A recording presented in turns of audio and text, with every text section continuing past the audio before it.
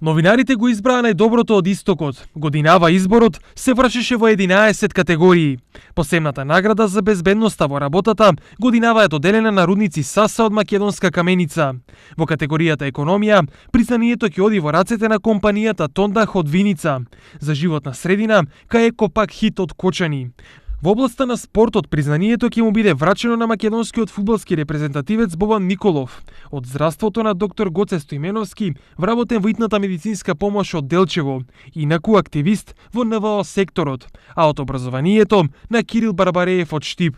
Од областта на новинарството, признанието завршува кај електронскиот портал Комарец.МК од Кочани, од туризмот кај општина Пробиштип за уредувањето на пештерите на Лесново, од културата кај Инвиница Веритас од Виница, од невладиниот сектор кај Амброзија од Пехчево, а за иновации кај учениците од гимназијата Славчо Стоименски од Штип. Личности, институции, предпријатија кои што придонеле многу и направиле нешто добро во минатата година и одлучивме со гласање најдемократски, ако се новинари во прашање, тоа е навистина понекогаш и тешко да се усогласат мислење, но усогласени се и во повеќе категории одлучивме кои се тоа личности кои што заслужуваат да добијат признание.